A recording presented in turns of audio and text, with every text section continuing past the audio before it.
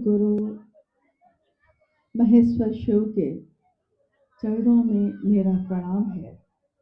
इस कालखंड के प्रथम शिव के शिष्य और हम सबों के परम आदरणीय वरेण्य गुरु भ्राता साहब श्री के चरणों में मेरा प्रणाम है।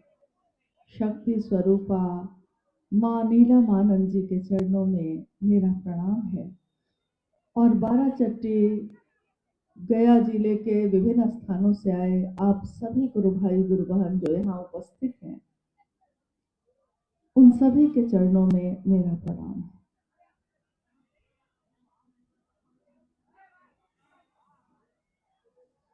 आज की ये शिव गुरु चर्चा जो सभी गुरु भाई गुरु बहनों ने मिलकर आयोजित की है,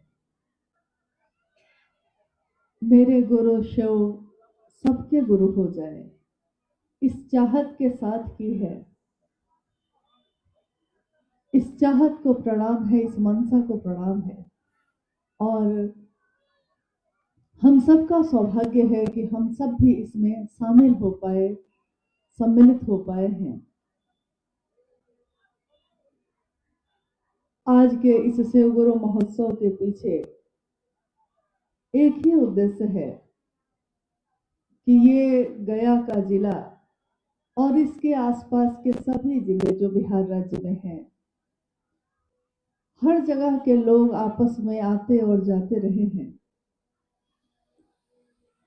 गया के इस स्थल को मोक्षदायिनी मुक्तिदायिनी कहा जाता है। बुद्ध को जहां सम्यक ज्ञान हुआ उसके स्थल से भी जाना जाता है और पूरी दुनिया में इस नाम से जाना जाता है कि यहाँ आने वाले लोग अपने पूर्वजों, अपने पितरों के मुक्ति और मोक्ष की प्रार्थना लेकर इस स्थल पे आते हैं और लौट जाते हैं। और इस स्थल पे, इस जिले में शिव के शिष्य साहब हरिनानंद जी का आगमन बहुत बार हुआ। महादेव की बात लेकर शिव को दिया, शिव को लिया। और माँ नीलमानंद जी के साथ भी ऐसा अक्सर हुआ कि वो इस रास्ते से गुजरे, रुके, महादेव की बात की। महादेव, शिव, शंकर, भोला, शिव के अनेक रूप पूरी दुनिया में प्रचलित है। अति प्राचीन समय से शिव की पूजा होती आई है, घर घर में होती है। एक शिव ही तो हैं जिनको हम बाबा कहते हैं। साहब ने कहा कि चंदा मामा सबके मामा हो गए और शिव घर घर के बाबा हो गए। लेकिन वो शिव घर घर के बाबा तो बन गए, लेकिन वही बाबा, वही शिव आदि गुरु भी हैं। ये शास्त्रों में लिखा है, किताबों में लिखा है। कुछ शिष्य भी हुए, लेकिन सामान्य जनमानस में ये बात व्याप्त नहीं हुई, लोगों तक पहुंची नहीं। शिव के जिन भी रूपों को प्रसिद्धि मिली, उन सभी रूपों में जगत के लोगों ने अपने लौकिक कामनाओं की पूर्ति तो कर ली। दानदाता स्वरूप से जुड़कर शिव का जो ईश्वर का रूप है, जिसमें शिव जो पुकारे, जो जल भी चढ़ा दे, जो दूध भी चढ़ा दे, जो अपने मन को भी पुकार के बोल दे, उसकी मनोकामना की पूर्ति करते आए हैं। तो ईश्वर के रूप में दानदाता स्वरूप उनका बहुत प्रसिद्ध हुआ। लेकिन शिव का जो ज्ञानदाता स्वरूप रहा, उससे जगत के लोग न तो उसको समझ पाए, न जान पाए, न कोई ऐसा आया आज तक जिसने लोगों को कहा हो कि आप भी उस शिव से ज्ञान की प्राप्ति कर सकते हैं। जब भी हम कहते हैं ज्ञान, तो सामान्यतः लोग समझते हैं कि बहुत बड़ी चीज कोई होगी। ज्ञान प्राप्त कर लिया, बहुत बड़ी चीज है कोई। क्योंकि आपकी नगरी में तो इस शब्द का प्रयोग बहुत बार होता है। दुनिया के लोग यहाँ आते हैं इसलिए क्योंकि गौतम बुद्ध जो भगवान बुद्ध हो गए, उनको सम्यक ज्ञान यहीं पे प्राप्त हुआ। साहब ने हमेशा इस शब्द की जो व्याख्या की कि सम्यक ज्ञान क्या होता है, क्या ये बहुत बड़ी चीज है? क्या किसी एक व्यक्ति को ही ये ज्ञान हो सकता है? और जिस तरह हम बड़े बड़े लोगों के, जो ऋषि मुनि हुए, संत हुए, या भगवान तक का दर्जा धरती ने जिनको दिया, उनके जीवन को देखते हैं, तो हम देखते हैं कि उनकी यात्रा शुरू हुई किसी और चीज से, लेकिन जीवन में एक घटना से उनके पूरे जीवन की यात्रा ही बदल गई। यानी वो धरती पे आए ही इसलिए थे। साहब के जीवन के बारे में भी जब हम सुनते हैं, तो हम सुनते हैं कि उनके घर में एक व्यक्ति आए जो तंत्र मंत्र के कुछ ज्ञाता थे, जिन्होंने सीख से एक खरीका को जमीन पे फेंका और वो खरीका सांप में बदल गया। सांप देखकर बालक हरिंद्रानंद जी घबरा गए और वो चीख पड़े और उन्होंने कहा, ये क्या है? उस व्यक्ति ने देखा कि ये घबरा गया बच्चा, तो उसने कहा, बउआ कुछ नहीं है, कुछ नहीं है। और फिर उन्होंने देखा कि सांप खरीका बन गया। ये एक कहानी सी लगती है, ये घटना जो उनके जीवन में हुई, लेकिन हम लोगों ने देखा नहीं इसको। हम लोगों को जो उन्होंने बताया हमने सुना, और यही बात हम दूसरों से भी कहते हैं। लेकिन उसके साथ उन्होंने ये भी कहा कि ये घटना देखने के बाद मेरा मन अब जो कभी कभी सोचता रहता था इस बात को कि जीवन में लोग आते हैं तो कहाँ चले जाते हैं, फूल जो खिलते हैं क्यों मुरझा जाते हैं, जब सूरज निकलता है तो रोशनी होती है, सूरज है, डूब जाता है तो अंधेरा क्यों होता है। अक्सर मेरा मन, साहब कहते कि मेरा मन ये प्रश्न करता, ये जिज्ञासा होती मेरे मन में। लेकिन ये घटना जब हुई तब मेरे मन में एक जिज्ञासा और पैदा हुई कि ये चमत्कार कैसे होता है, ये तो जादू जैसा है।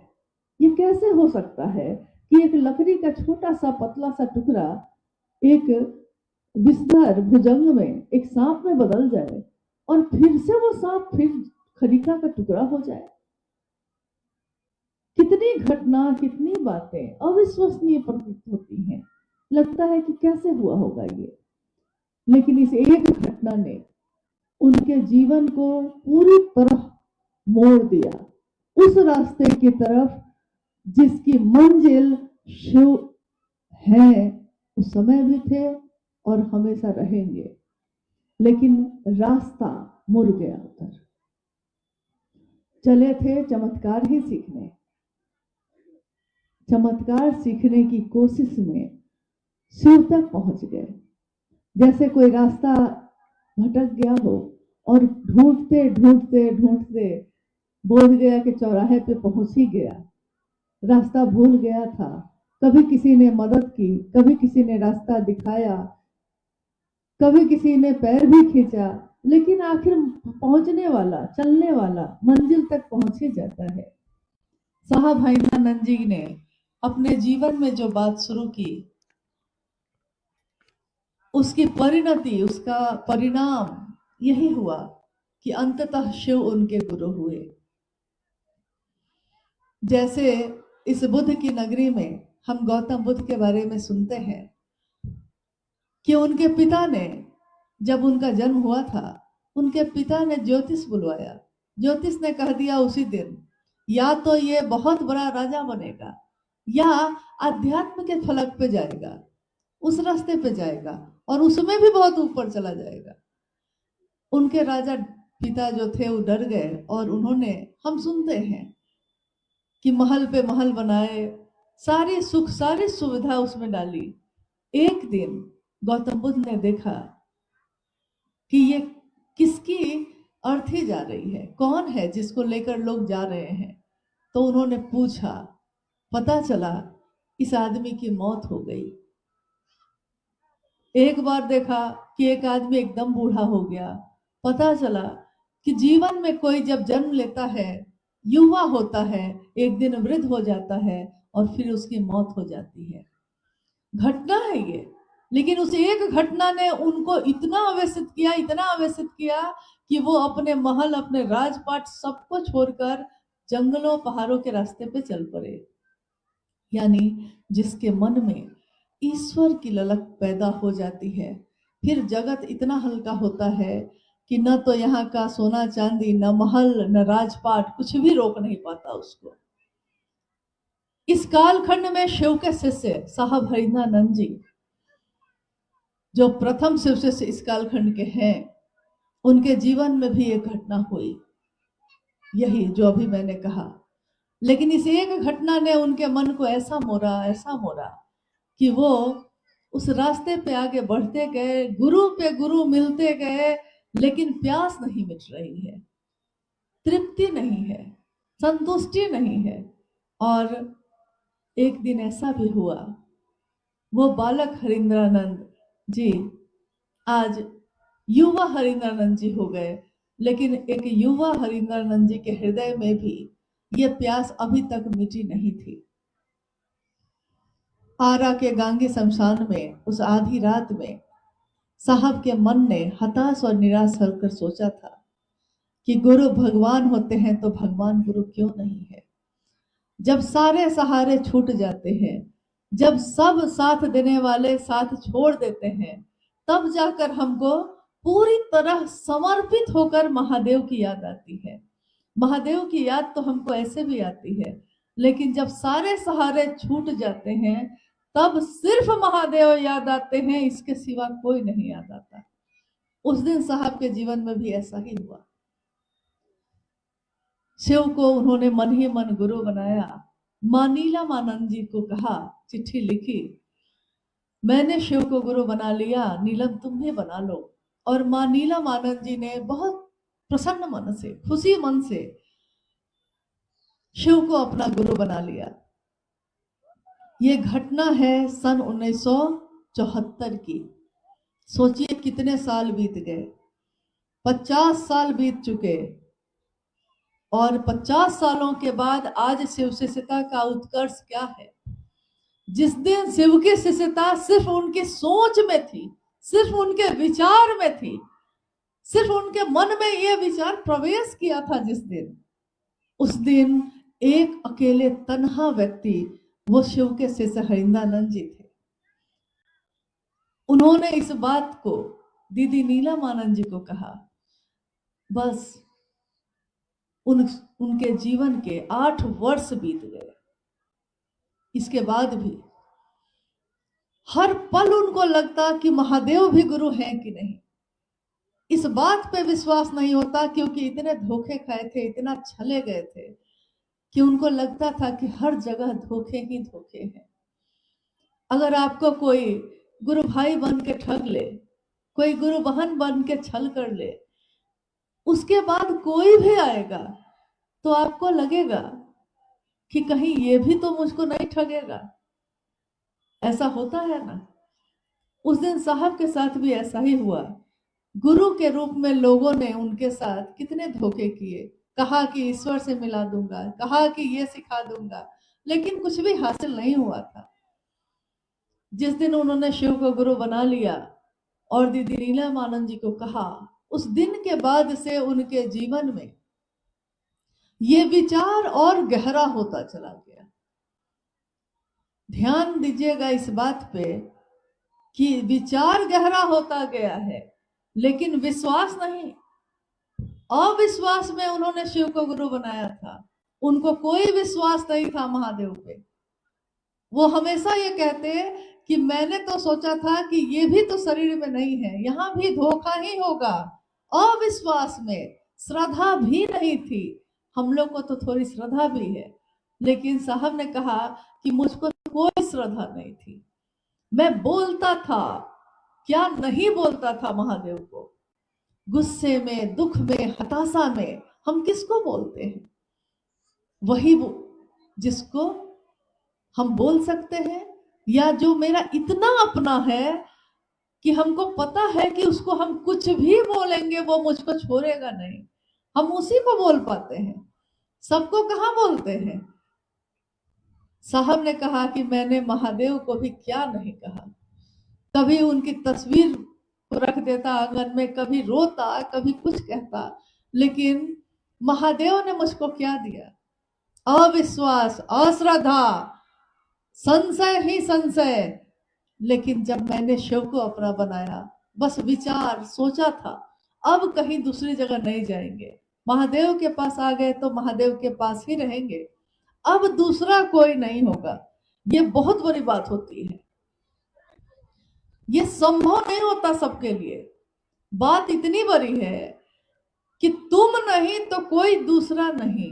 हमारे आपके साथ ऐसा बहुत कम हो पाता है। अभी जैसा भाई सोमेंद्र जी अपनी चर्चा में कह रहे थे तो मैं सुन रही थी, जब तकलीफ होती है तो थोड़ा आवेश पैदा हो ही जाता है। ठीक है, जिसने साहब और दीदी के कष्ट को, परेशानी को, पीड़ा को नजदीक से देखा हो, उन सभी गुरु भाई गुरु बहनों के लिए यह बर्दाश्त करना बड़ा मुश्किल है कि कोई शिव की शिष्यता में आज सवाल उठाता है, साहब की तस्वीर क्यों, दीदी की तस्वीर क्यों, महादेव की तस्वीर क्यों। बात तस्वीर की नहीं है, बात संवेदनशीलता की होती है।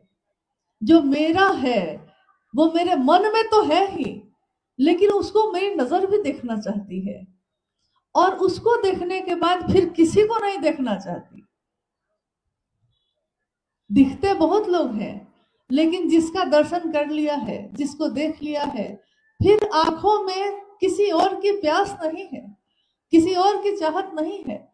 बस उन्होंने जो कहा है उसको दोहराते रहते हैं, सुनते रहते हैं, बोलते रहते हैं हम लोग, तो मन को एक संतुष्टि मिलती है।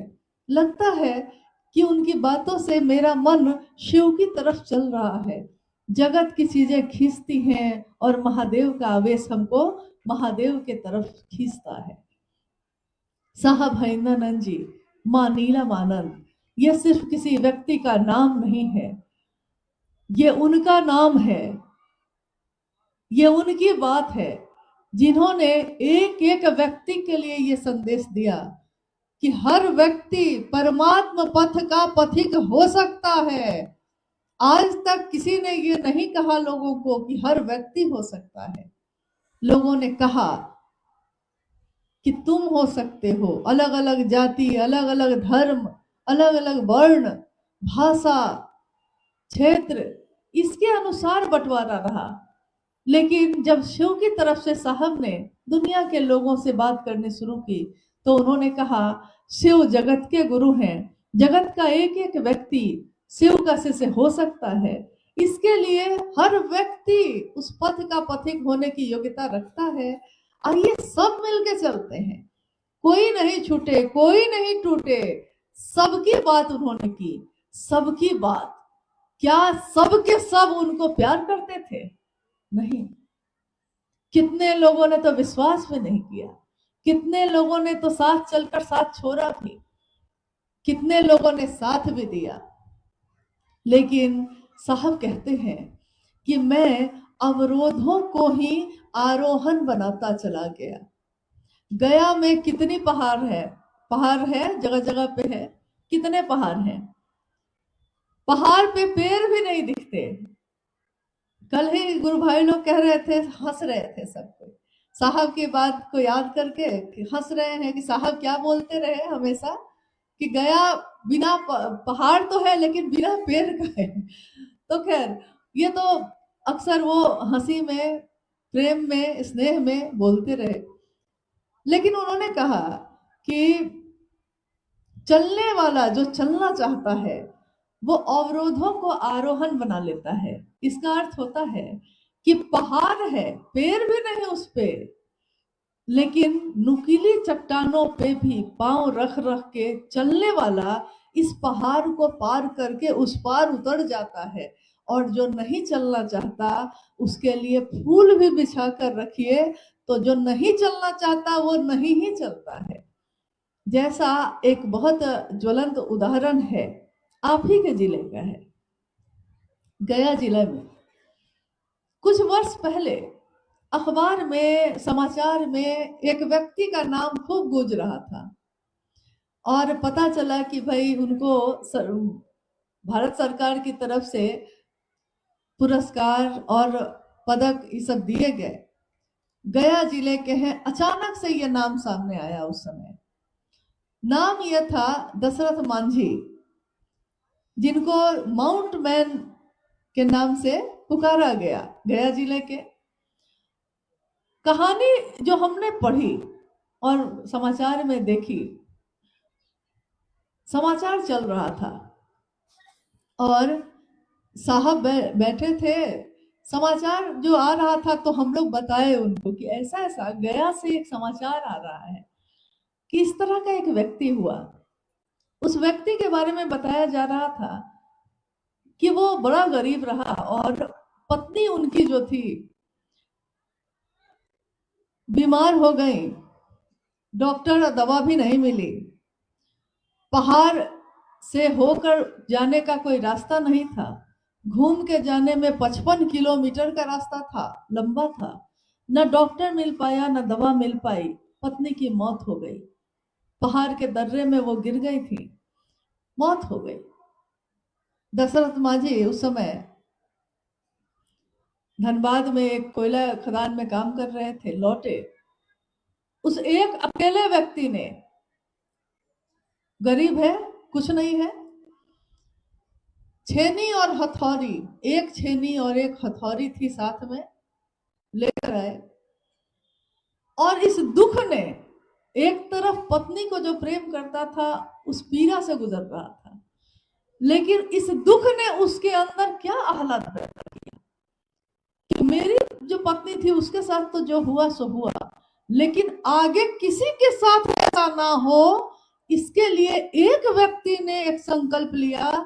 छेनी और हथौड़ी था और सामने था पहाड़, लेकिन जब पहाड़ पे मारना शुरू किया ना छेनी और हथौड़ी से, अब बताइए अगर आप किसी ऐसे व्यक्ति को और मामूली छेनी और हथौड़ी लेकर तो चला, या तो उसका मजाक उड़ाएंगे, लेकिन कुछ ऐसे लोग भी होंगे जिसको लगेगा कि चलो कम से कम भोजन भी करा देते हैं, पानी ही पिला देते हैं, इसने काम तो बहुत बड़ा ठान लिया है, लेकिन शायद मेरी थोड़ी सी मदद से इसको कुछ राहत हो जाए। तो दशरथ मांझी के आत्मकथा में लिखा है कि उस छेनी और हथौड़ी के प्रहार से पहाड़ को तोड़ना जो शुरू किया उसने, तो पहाड़ टूटता ही चला गया और तोड़ते तोड़ते पूरे पहाड़ के बीच में रास्ता उन्होंने यहां से वहां तक बना दिया। वजीरगंज से क्या एक जगह है, वहां जाने का वो रास्ता है, 55 किलोमीटर का रास्ता 15 किलोमीटर में अब आप तय कर सकते हैं। कहीं घूम के जाने की जरूरत नहीं है, किसी नुकीले पहाड़ पे चढ़ने की जरूरत नहीं है, सीधे सीधे रास्ता है, जाइए और पहुंच जाइए। अब आप कहिएगा कि जिस आदमी ने ये रास्ता बनाया, उस रास्ते तो सारे लोग गुजरे, लेकिन कोई उसका नाम नहीं ले, तो बताइए क्या ये हो सकता है? कहते हैं एक मानव में इतनी ताकत होती है कि हमारे कवियों ने लिखा है कि खम ठोक ठेलता है जब नर, एक इंसान एक मानव जब खम ठोक कर अपने पांव को ठोक के खड़ा होता है, खम ठोक ठेलता है जब नर, पर्वत के जाते पांव उखर, मानव जब जोड़ लगाता है पत्थर पानी बन जाता है। उस दिन ये हुआ, आध्यात्म के रास्ते पे कोई रास्ता नहीं था, मंजिल थी महादेव सामने। लोग कह रहे हैं कि मंजिल है महादेव, महादेव ही ईश्वर है, महादेव ही गुरु हैं, महादेव ही जगत के पिता हैं।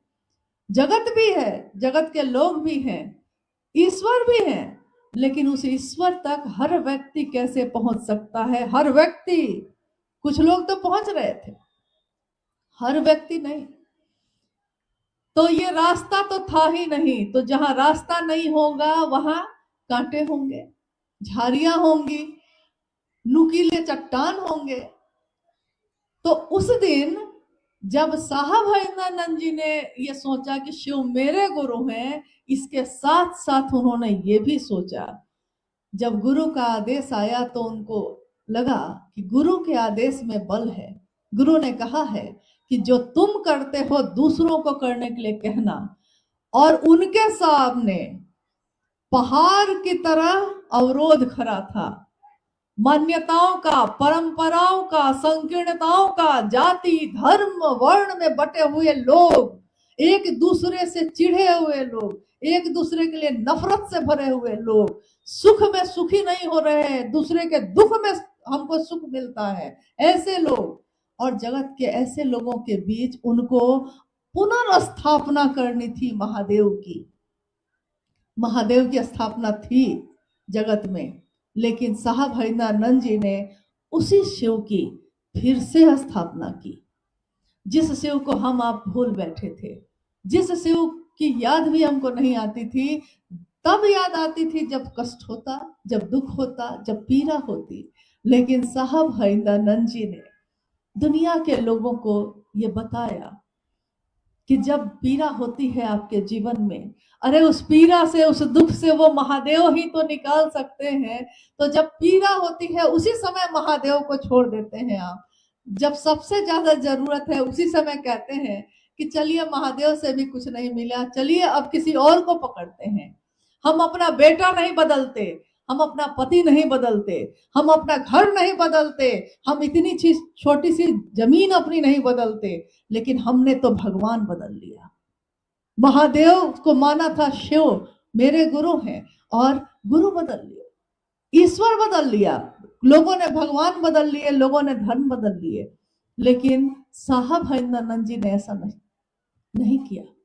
उन्होंने कहा कि महादेव मेरे हैं तो मेरे हैं, अब जिए चाहे मरेंगे लेकिन रहेंगे अगली कतारों में। ये साहब के शब्द है कि जिए चाहे रहे अगली कतारों में। शिव के शिष्य चाहे आप जिएंगे कि मरेंगे तो महादेव जानेंगे, लेकिन हम रहेंगे तो अगली ही कतार में। कितनी पंक्तियों को उन्होंने दोहराया। जब जब लोगों के पास गए महादेव की बात लेकर, कहीं ठोकर मिली, कहीं ताना मिला, कहीं पीड़ा मिली, कहीं प्रेम मिला। कुछ लोगों ने तो ठुकराया भी, हंसी भी उड़ाया। बहुत लोगों ने कहा कि विक्षिप्त हो गया है ये, महादेव महादेव कहता है। घर के लोग, बाहर के लोग, सबकी नजर में उस दिन साहब हरिंद्रानंद जी का जीवन बिल्कुल बेकार सा नजर आ रहा था। दुनिया के लोगों को लगता था कि ये तो अब कुछ नहीं, जिसने महादेव महादेव कर लिया अब ये कुछ और नहीं कर सकेगा। लेकिन उन्होंने दिखाया अपने आचरण से, अपनी बोली से, अपने जीवन से दिखाया कि जो महादेव महादेव करता है वो अपने जीवन को, अपने घर को, अपने परिवार को भी उतना ही सुंदर रखता है जितना सुंदर वो अपने महादेव की बात करता है। संतुलन, अर्धनारीश्वर की तरह शिव संतुलन दिखाते हैं, पुरुष और स्त्री का, समाज का, जगत का। इस जगत में रहते हुए, सारा भोग भोगते हुए, लेकिन उस भोग से भुक्त नहीं होते हुए साहब हरिंद्रानंद जी ने ये आचरण प्रस्तुत किया कि शिव के शिष्य कैसे होते हैं। हम लोगों ने उनको देखा, उनको सुना, उनको जाना। अब बताइए कि अब अगर कोई कहेगा कि तुम बदल जाओ, ये संभव नहीं है। कितनी मुश्किल से तो महादेव मिले, ये रास्ता मिला। अब कहाँ, अब तो चल पड़े सारे के सारे लोग, हम चले गुरु राह में, सोचना अब क्या। अब तो गुरु की राह में सब कोई चल रहे हैं, चलते रहेंगे। मंजिल की जुस्तजू में ये कारवां चलता रहेगा। मंजिल पे पहुंचेंगे, फिर महादेव कहेंगे फिर से जाओ सारे लोग जगत में, फिर मेरा नाम करो। सारे शिव के शिष्य फिर से आएंगे, फिर काम करेंगे, फिर जाएंगे। गुरु भेजते रहेंगे, गुरु बुलाते रहेंगे, और शिव के शिष्य इस धरा धाम पे अपने गुरु की महिमा का गान करते ही रहेंगे। लेकिन थकेंगे नहीं, अब याचना भी नहीं करेंगे, अब पूछेंगे भी नहीं। एक दिन साहब ने कहा ये कि आप लोग तो पूछते हैं लोगों से कि भैया महादेव बड़े अच्छे गुरु हैं, आप भी गुरु बनाइएगा। सामने वाला कहता है कि हाँ बनाएंगे, तो आप पूछते हैं कि घोषणा कर दे, तो वो कहता है तो आप घोषणा करते हैं। पूछते हैं यानी रिक्वेस्ट करते हैं, अनुरोध करते हैं कि मान लीजिए ना, मान लीजिए ना। और अभी एक भजन आप सुन रहे थे, एक दिन ऐसा आएगा घर का बच्चा बच्चा शिव को अपना गुरु बनाएगा। इस भजन को उस दिन साहब ने सुना था, और बाद में एक चर्चा जब हो रही थी, हम लोग बैठे थे, तो उन्होंने कहा कि जिस दिन घर का बच्चा बच्चा शिव को अपना गुरु बना लेगा, उस दिन वो अनुरोध नहीं करेगा कि महादेव को गुरु बनाइए। वो सीधे पूछेगा क्या आपके गुरु शिव हैं? और अगर उसने कह दिया कि है तब तो ठीक है, और अगर कह दिया कि नहीं है तो वो कहेगा कि अभी बनाइए, अभी तक क्या कर रहे थे, तुरंत बनाइए। पूछेगा नहीं, सीधे घोषणा करेगा। उन्होंने इस शब्द को उस समय कहा कि अनुरोध अनुरोध बहुत हो गया भाई, याचना नहीं, याचना नहीं, अब रण होगा। जीवन में जय या फिर मरण होगा।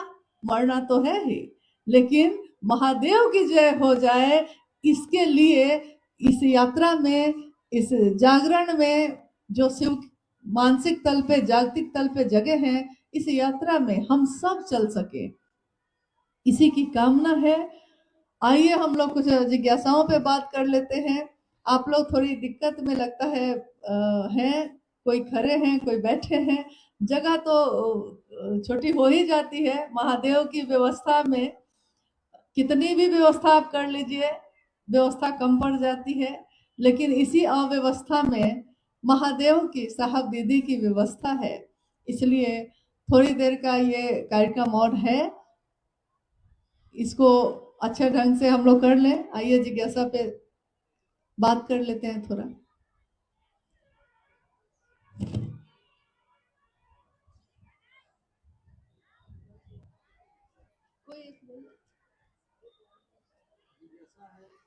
2 दिन पहले तक ठंड थी, सुना हमने, पूछा तो पता चला बहुत ठंड थी, बादल बादल कुहासा था। आज धूप है। अब बताइए 19 जनवरी को भी गया में गर्मी लग रही है। एक जिज्ञासा है कि धर्म और अध्यात्म में क्या संबंध है?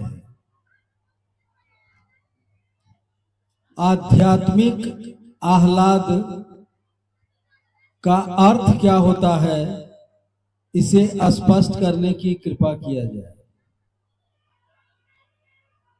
धर्म और आध्यात्म मूल रूप से तो दोनों एक ही हैं, लेकिन धर्म का जो स्वरूप आज के जगत में हो गया है, उसमें लोग अक्सर सोचते हैं कि ये हिंदू मुस्लिम सिख ईसाई की बात हो रही है।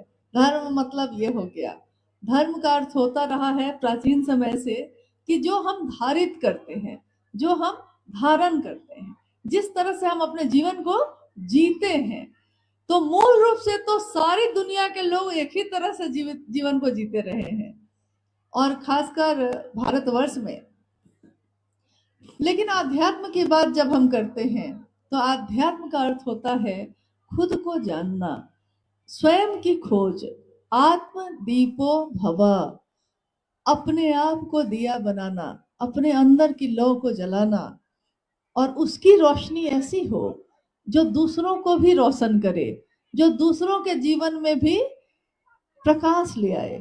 तो आध्यात्म की यात्रा जो है, अध्यात्म का जो रास्ता है, उसमें जैसे ही हम नाम लेते हैं आध्यात्मिक यात्रा, इसका अर्थ होता है कि किसी जाति की बात नहीं हो रही, किसी धर्म की बात नहीं हो रही है, जिसमें जाकर सारी जाति, सारे धर्म, सारे संप्रदाय, सारे वर्ण सब समाहित हो जाएं, सब एक हो जाएं। आध्यात्म का वही अर्थ होता है। इसीलिए ये एक आध्यात्मिक परिचर्चा है। शिव गुरु परिचर्चा आपने हमेशा देखा होगा, बैनर पे लिखा होता है एक विशुद्ध आध्यात्मिक परिचर्चा, यानी एक ऐसी चर्चा जिसमें शिव के गुरु स्वरूप की बात हो रही है, लेकिन इस बात में किसी विशेष चीज की बात नहीं हो रही, सबकी बात हो रही है, सर्वहित के लिए बात हो रही है। थोड़ी शांति से आप लोग, अगर आप आवाज को सुन रहे हैं, थोड़ा शांत हो जाइए थोड़ी देर के लिए। आप भी लौटिएगा, हम लोग भी लौटेंगे। यहाँ रहने कोई नहीं आया है।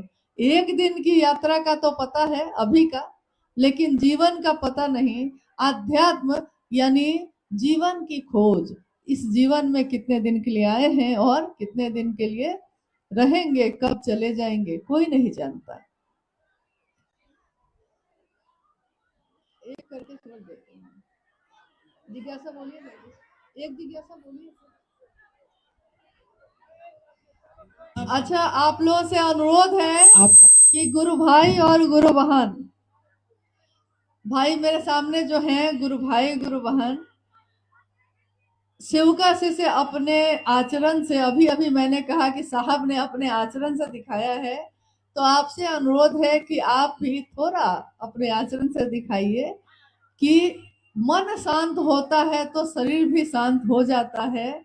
तो थोड़ी देर के लिए कृपया आप लोग सामने जो खड़े हैं बैठ जाइए, जहां पे हैं वहीं पे बैठ जाइए, कृपया थोड़ी देर के लिए। बोलिए। शिव शिष्यों के लिए आप थोड़ा शांत रहें। शिव शिष्यों के लिए 3 सूत्र आवश्यक क्यों है?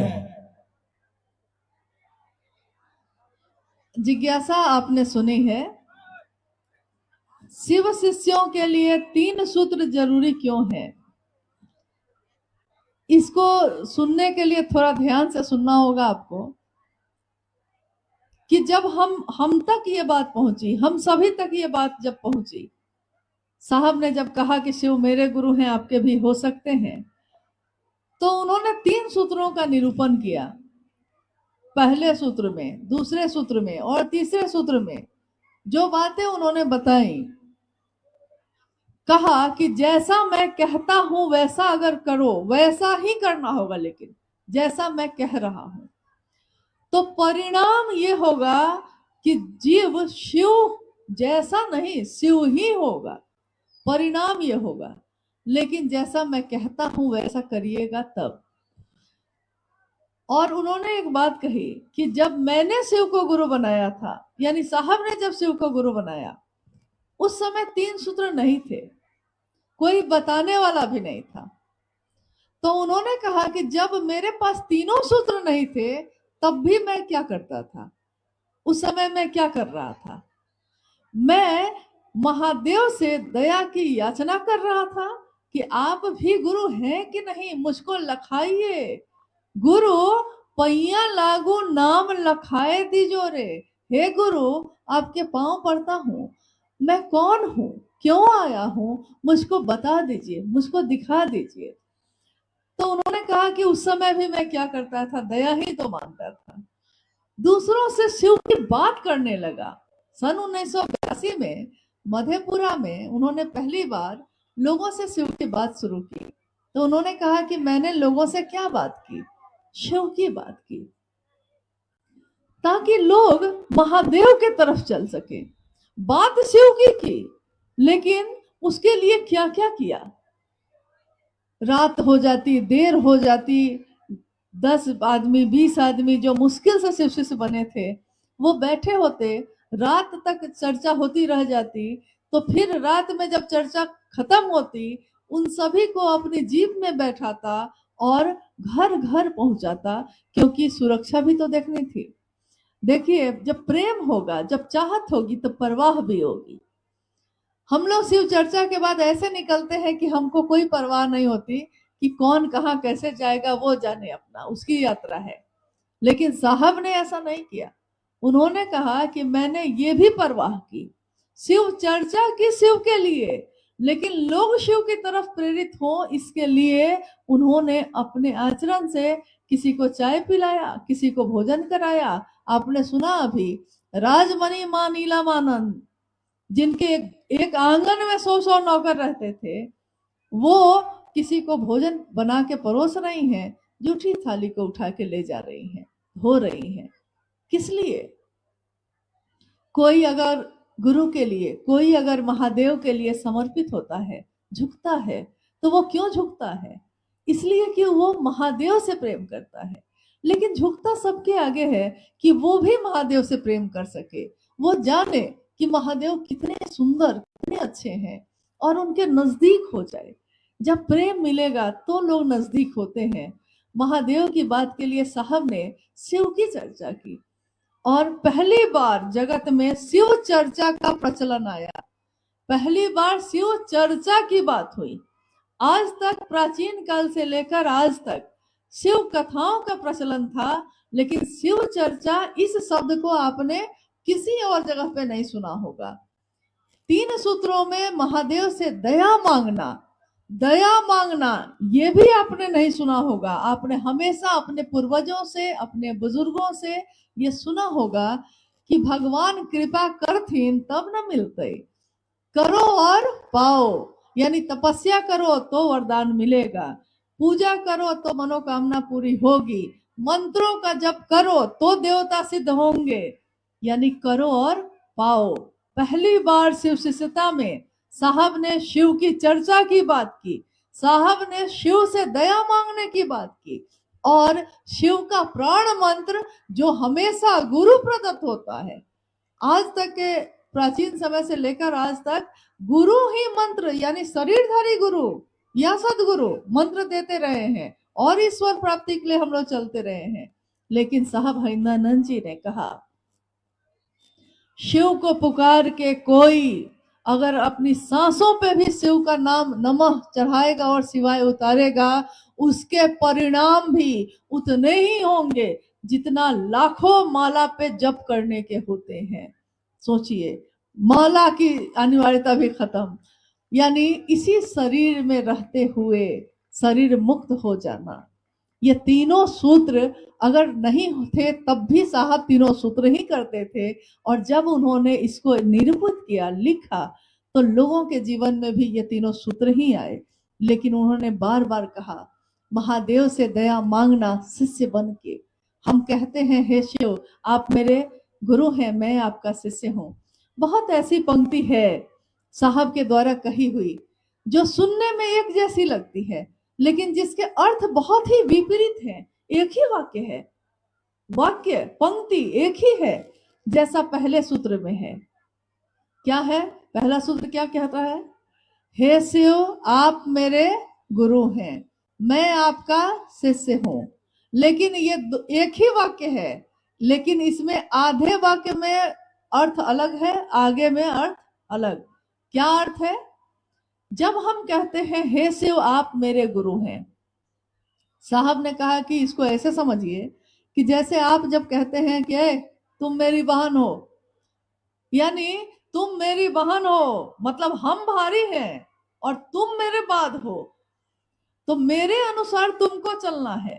लेकिन जैसे ही आप कहते हैं कि अरे तुम क्यों घबराती हो, मैं तुम्हारा भाई हूं, हे शिव आप मेरे गुरु हैं, मैं आपका शिष्य हूं, तो जैसे ही बोलते हैं कि मैं आपका शिष्य हूं, यानी हे शिव अब आप गुरु हैं और मैं आपके अनुसार चलने के लिए तैयार हूं।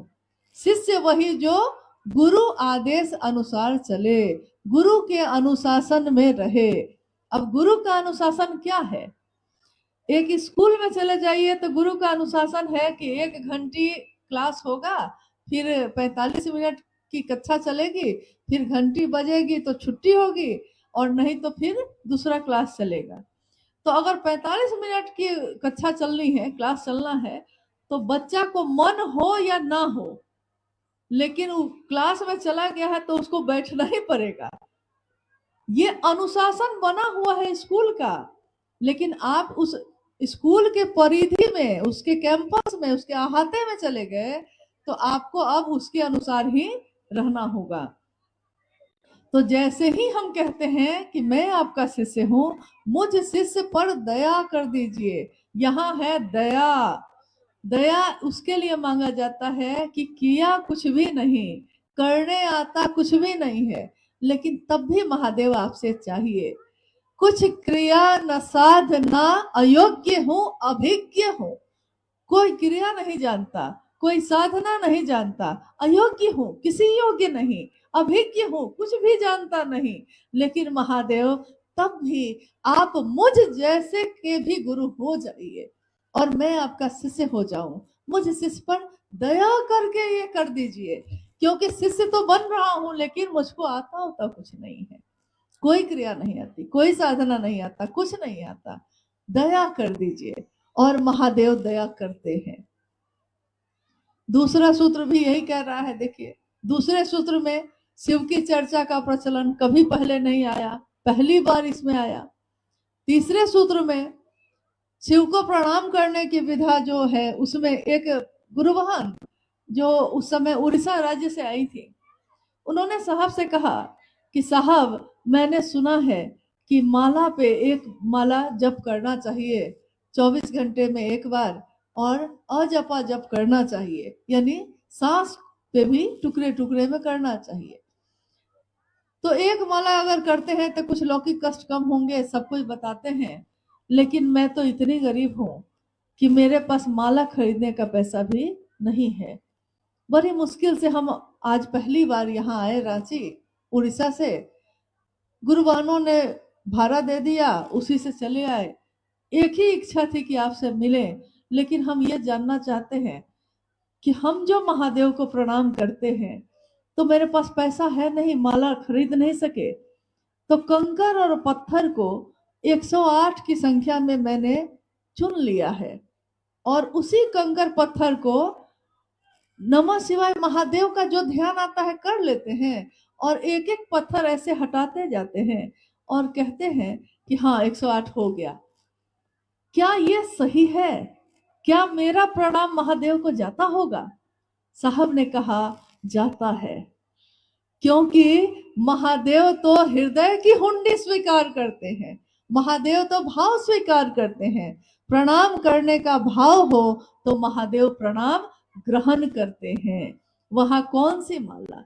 हर सांस ही माला है। सांसों पे मैं अपनी ही सांस पे, सांसों की माला पे जप लूं मैं शिव का नाम, मैं उस शिव का नाम सांसों की माला पे जप लूं। इस सांसों की माला को पैसे से खरीदा नहीं जा सकता, ये महादेव की दया से ही जीवन मिला है। इस जीवन में जो खून दौड़ता है महादेव की दया है।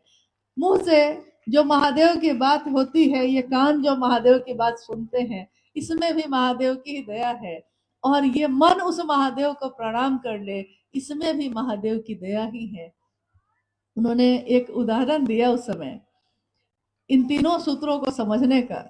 कहा कि मोबाइल है आपके पास, उस मोबाइल से आप सब कुछ कर सकते हैं, क्योंकि आज के जगत की बात है ना, तो प्राचीन समय का उदाहरण चलेगा नहीं, तो अभी वाला उदाहरण चलेगा। तो उन्होंने कहा कि हर हाथ में मोबाइल फोन है, उस मोबाइल फोन से आप फोटो भी खींच सकते हैं, आप वीडियो भी बना सकते हैं, आप उस पे से कोई चीज की खोज भी कर सकते हैं। आजकल बच्चे जो है सब पढ़ाई भी आजकल फोन पे ही करने लगे, यानी पढ़ाई भी कर सकते हैं। कैलकुलेटर भी अब नहीं रखते लोग, गुना जोड़ भी उसी पे कर लेते हैं। नहीं, एक मोबाइल, सारे काम उसमें कर सकते हैं आप। लेकिन उस मोबाइल में लगा हुआ है पासवर्ड, यानी ये मोबाइल खुलेगा कैसे, उस पे कोई ऊपर से पासवर्ड लगा हुआ है। तो उन्होंने कहा कि मोबाइल खुल जाएगा तो सारे काम आप कर सकते हैं, लेकिन अगर मोबाइल ही नहीं खुले तब क्या करिएगा? तो उन्होंने कहा कि महादेव मिल जाए तो किम न सिद्धते भूतले, लेकिन महादेव तक हम जैसे सब पहुंच सकें, इसके लिए शिव शिष्यता का पासवर्ड है महादेव से दया मांगना। महादेव से दया मांगिएगा तो उनकी चर्चा भी होगी और झुके भी रहिएगा, अहंकार नहीं होगा। और महादेव से दया मांगते रहिएगा तो नमः शिवाय करिएगा तो प्रणाम भी महादेव तक पहुंचेगा, क्योंकि प्रेम और समर्पण का रास्ता है ये। शिव से आया ज्ञान, आगमिक धारा जो धरती पे आई, ये प्रेम और समर्पण की विधा है। किसी के भी जीवन को देख लीजिए, वो चाहे शमशान साधना से चला हो किसी का जीवन या घर छोड़ने से चला हो, लेकिन अंततः प्रेम और समर्पण में जाकर ही वो समाहित होता है। यानी ये रास्ता झुकने का है, मखमल के जैसा मुलायम होने का है, अहंकार और अकर जैसा यहाँ कुछ भी नहीं। कोई शिव का शिष्य होगा तो वो महादेव से दया ही मांगेगा, उनकी बात ही करेगा, चुप रह ही नहीं सकेगा। क्योंकि आपके अंदर, अभी इन्होंने एक जिज्ञासा उसके साथ और पूछी कि आध्यात्मिक आह्लाद क्या होता है। साहब की पंक्तियों को याद करिए, उन्होंने कहा कि आध्यात्म में आई जो आह्लाद ने मेरे मन में अंतः प्रेरणा जगाई, मुझ में अंतः प्रेरणा जगाई कि शिव की बात मैं दूसरों से भी करूं। अंतः प्रेरणा, आध्यात्मिक आह्लाद, यानी जब मेरा मन महादेव से जुड़ेगा तो आपके अंदर खुद ही ये पैदा हो जाएगा। अब आपको कोई कहेगा चुप हो जाइए तो आप चुप रह ही नहीं सकते। 5 आदमी मिला नहीं कि घुमा फिरा के हम लोग महादेव की बात पे आ ही जाते हैं। चाहे स्टेशन पे बैठे हो, चाहे ट्रेन के अंदर बैठे हो, चाहे बस में बैठे हो, चाहे सब्जी खरीद रहे हो, चाहे घर में हो, चाहे फोन पे हो, चाहे कहीं हो, लेकिन कहते हैं कि जो जैसा होता है वो वैसी संगति खोज ही लेता है। कोई अगर जुआ खेलता है तो वो कहाँ कहाँ होता है खोज ही लेता है। कोई अगर गलत व्यसन करता है तो कहाँ कहाँ मिलेगा खोज ही लेता है। कोई अगर शिव की बात करता है तो लोग, व्यक्ति खोज ही लेता है। महादेव की बात करने का रास्ता वो खोज ही लेता है, घुमाएगा बात बहुत सारी। कहाँ के रहने वाले हैं भैया, दीदी कहाँ से आ रही हैं, अरे खाइए ना थोड़ा सा, अरे मेरा घर तो यहीं पे है, रुकने का मन होगा तो रुक जाइएगा। जैसे कितनी बातें करता है, लेकिन उसके मन में मनसा उसी समय से रहती है कि कब इस शिव को गुरु बनाएगा, लेकिन बात वो बहुत घुमा घुमा के होता है। यानी आध्यात्मिक आह्लाद है ये, अंदर से आह्लाद, खुशी है, आनंद है, और ये आनंद शिव से जुड़ के होता है। और ये आनंद जब आता है तो आप चुप रह ही नहीं सकते हैं। आज पत्थर जैसा जीवन जीने वाले लोग भी शिव की बात कर रहे हैं। किसी ने कोई शास्त्र नहीं पढ़ा है, किसी ने किसी और की बात नहीं सुनी, उसने बस साहब की बात सुनी है। शायद बहुत लोगों ने साहब का दर्शन भी सशरीर नहीं किया होगा, लेकिन उनकी बात में ताकत है, उनकी सोच में ताकत है। और सही कहा भाई सुमेंद्र जी ने कि अगर महादेव साहब दीदी को पकड़े रह गए तो मंजिल तक तो पहुंच ही जाएंगे, क्योंकि इनको छोड़ा तो फिर बड़ी मुश्किल है। क्योंकि सब कहते हैं कि साहब ने कहा मुझको न पकड़ना, लेकिन साहब ने यह भी कहा कि मील का पत्थर हूं मैं, हर जगह पे मैं ही बताऊंगा, जहां से शुरू किया है यात्रा वहां भी मैं ही हूं, और जब जीरो पे जाइएगा ना तो मील का पत्थर वहां भी ये बताएगा कि मंजिल पे पहुंच गए, अब आपकी यात्रा पूरी हुई। तो कहाँ कहाँ छोड़िएगा उनको, हर जगह तो वही है। कहते हैं कि मुझे तुम मिल गए हमदम, सहारा हो तो ऐसा हो, जिधर देखूं उधर तुम हो, नजारा हो तो ऐसा हो। हर जगह शिव सिस्ता में महादेव के रास्ते में साहब दीदी का दर्शन होता ही रहा है, होता ही रहेगा। अब दुनिया में लोग की मनसा अलग अलग है, सबकी अपनी अपनी चाहत है, अपनी अपनी मनोकामना है। कोई चाहता है लोग उसको जाने, कोई चाहता है लोग उसको जाने, लेकिन सबसे सुंदर जो है, लोग महादेव की दया हो कि लोग सिर्फ उसको जाने और किसी को न जाने। क्योंकि किसी और को जानने में बड़ा खतरा है भाई, तो थोड़ा सावधान होइए, सजग होइए। आपके अंदर खुद विवेक है, आप अपनी आंखों से देखिए, अपने मन से सोचिए और पैमाना तय कर लीजिए कि हाँ, जिसकी बात सुनने आप जा रहे हैं ठीक है, शिव की चर्चा ही है, लेकिन क्या वो अच्छी मनसा से बोल रहा है, कर रहा है तो एकदम जाइए, क्यों नहीं जाइएगा। हर जगह के लोग आएंगे। ये गया की नगरी तो इंटरनेशनल है ना, तो हमारे महादेव भी तो इंटरनेशनल है, जगत गुरु शिव है।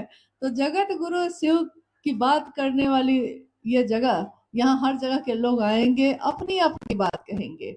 लेकिन आप सभी से अनुरोध यही है कि मिला लीजिए, साहब की बात से मिल रही है बात तो सुन लीजिए, साहब की बात से बात नहीं मिल रही है तो उठ के चले जाइए, कहीं और महादेव की बात कर लीजिएगा।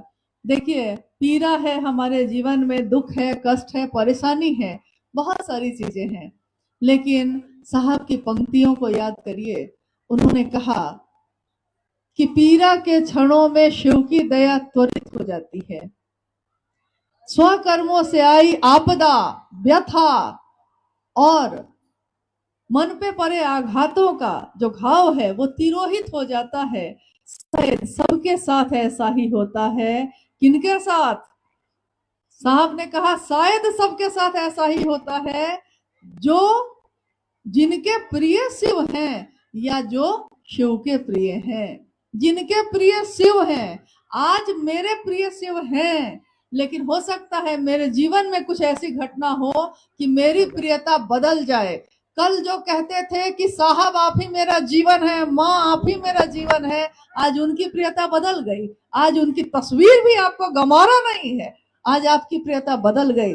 लेकिन जो शिव के प्रिय हैं उनकी प्रियता नहीं बदलेगी, उनकी प्रियता बनी रहेगी।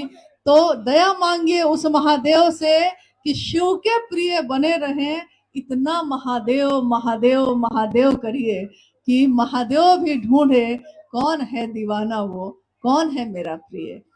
चलिए, आज के ये शिव गुरु परिचर्चा, ये शिव गुरु महोत्सव अपने गुरु महादेव के चरणों में, अपने साहब दीदी के चरणों में समर्पित करती हूँ और कामना करती हूँ कि साहब और दीदी के आशीर्वाद से, अपने गुरु शिव की दया से हम सबका जीवन शिवमय हो, सुखमय हो, शिव यथार्थ में हम सबके गुरु हों और हम दूसरों को भी प्रेरित कर पाए।